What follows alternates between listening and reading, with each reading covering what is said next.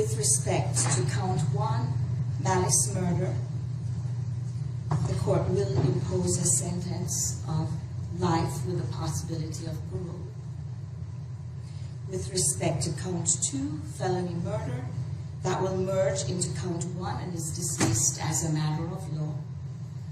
With respect to count 3, aggravated assault, that merges into counts 1 and 2.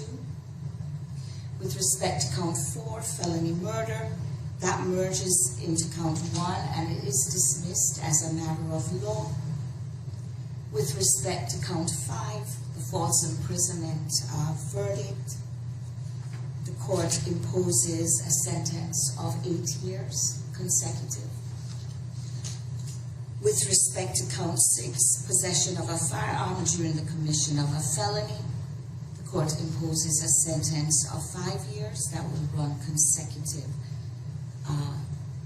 to the underlying sentence. Count 7 and 8 will merge into count 6. So the court's total sentence is life with the possibility of parole plus 8 years consecutive on false imprisonment and 5 years consecutive on the possession of firearm during the commission of a felony. And that is the court's sentence. A Clayton County, Georgia judge delivers the life with the possibility of parole to Hannah Haynes, the woman who chased down and killed 67-year-old Kenneth Herring after a hit-and-run accident in 2019. Prosecutors say Herring hit another car and drove off. Payne followed Herring, confronted him, and shot him, ignoring the repeated orders from a 911 operator not to pursue him. Defense attorneys say she was told to get his license plate number, so she followed him. They argued that he shot himself during a struggle with the gun. The jury found Payne guilty of all counts of malice murder, felony murder, aggravated assault, false imprisonment, and possession of a firearm during the commission of a felony. I want to go to my panel on this, and I want to go to Attorney McCoy first, Attorney Jesse Hamilton McCoy. So give us a legal analysis of this conviction in this case, please. Sure. Well, malice murder was a term that was a little bit different from the categories of murder that I learned, but essentially it comes out to being the equivalent of a second-degree murder charge. And so she was found guilty of second-degree murder, in a sense, and given life with the possibility of parole. But the words that you never want to hear in criminal court are consecutive, and that's what we hear with the 8-year sentence and the 5-year sentence. Consecutive means that they're going to be stacked. So if she were to qualify for parole, there will then be 13 years that she would have to serve for those other two charges. I think it was false imprisonment and the possession of the firearm charge. And so this was, for her, a very bad day, but for the family of Ms. Herring, probably a very good day, because they have been seeking justice. If you've been paying attention to the case, a lot of people have commented about how the case didn't really make sense. It sounds like everybody gave her ample warning to not approach this person, to not try to have a confrontation. And despite all of the warnings, she decided to take the law into her own hands. And this is the result that happens when people do that. Absolutely. You know, Avis, when the 911 operator said, just get the license plate number, and apparently, as evidence proved in this case, Hannah Haynes followed Kenneth Herring and then apparently shot him. This kind of reminds me of George Zimmerman, when I was thinking the same thing. When the 911 operator told Zimmerman, "We don't need you to do that," and Zimmerman said he was following Trayvon Martin. Give us your thoughts on this. Absolutely, I was thinking the same thing. This is several years later, but it's a very, very similar scenario to what happened to Trayvon Martin. And at the root of both of those is this belief in this country that white people, or people who at least identify as white in the George Zimmerman case, believe that they have dominion over Black bodies. They believe that they don't have to hold themselves back in any way. They believe that they can order people around and tell them to stop and get in there, literally in their personal space, and wreak violence on them, and nothing will happen. Unfortunately, a lot of times that's true. Nothing will happen to them. But thankfully, this time, the pendulum of justice moved in a different direction than what we saw with George Zimmerman and so many other examples.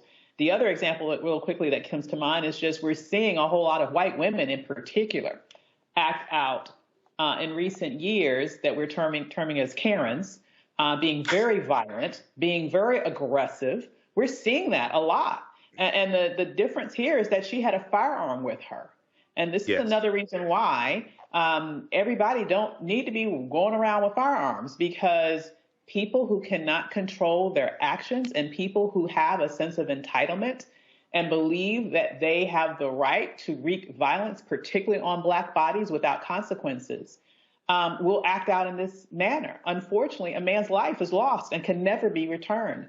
But it's wonderful, at least, that his family is able to have justice, something that's been denied so many others.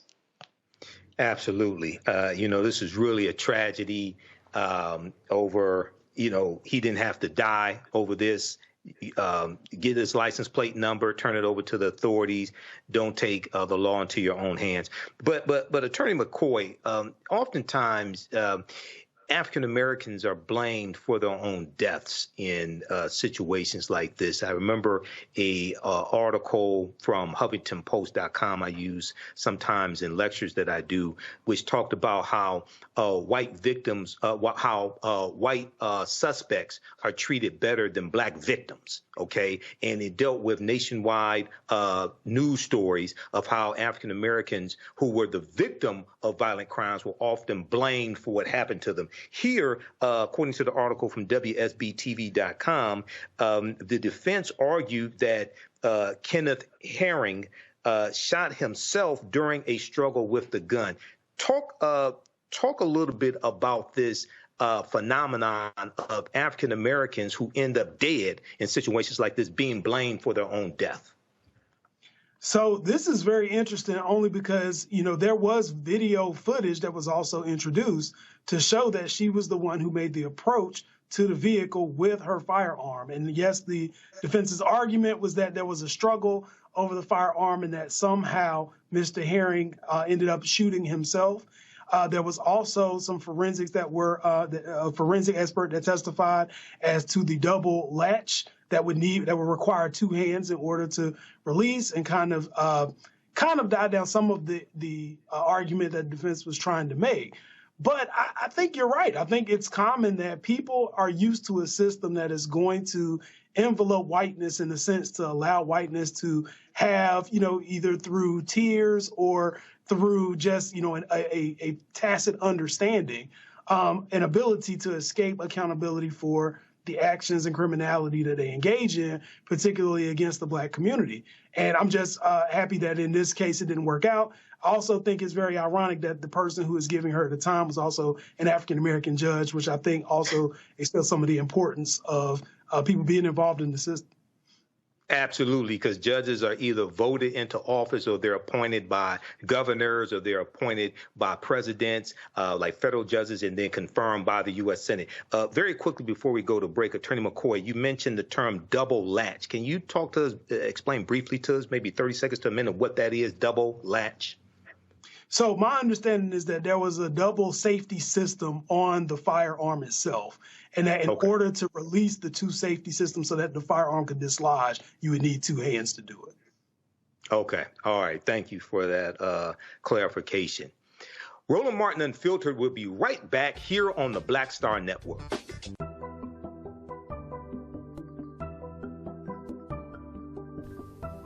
Hotep, everybody. This is Michael Imhotep from the African History Network. Our Black Empowerment Friday weekend sale is on right now.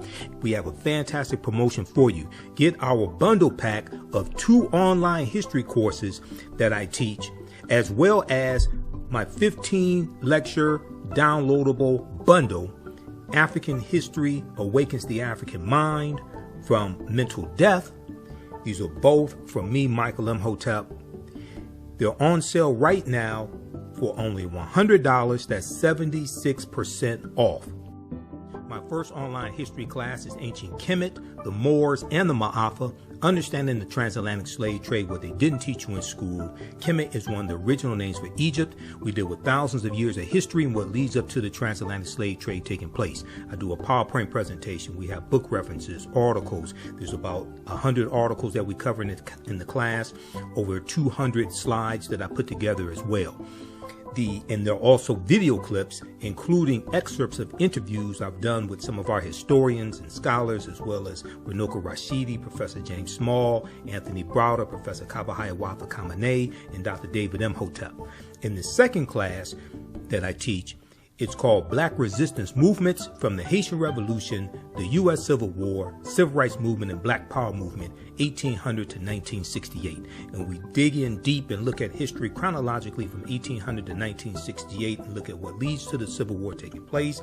We study the Jim Crow era, the Reconstruction era, 1865 to 1877, World War I, World War II, Civil Rights Movement, Black Power Movement, and the Great Migration, 1915 to 1970, to understand what happened to us after slavery ended, what were the laws and policies put in place to put us where we are today, to understand where we need to go from here.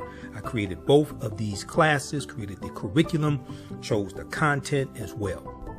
This sale ends Sunday, December 31st, 2023.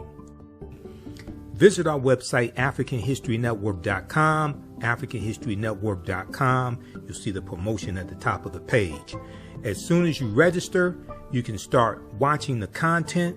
You can join us for our next online class live Saturday, December 2nd, 2023, 2 p.m. Eastern Standard Time. You can watch all of these classes on demand, and even after the course is over with, you don't lose access. Register right now, order right now, visit our website, AfricanHistoryNetwork.com, AfricanHistoryNetwork.com. This sale ends Sunday, December 31st, 2023. Also, if you'd like to stop it for information, you can support the African History Network, $ the AHN Show through Cash App, $ the AHN Show through Cash App, also through PayPal, paypal.me/the AHN Show. This helps us keep doing the research, stay on the air, keep broadcasting, pay some of the bills. All right, we have to get out of here. Remember, right now, it's correct wrong behavior is not over till we win. Wakanda forever, and we'll talk to you next.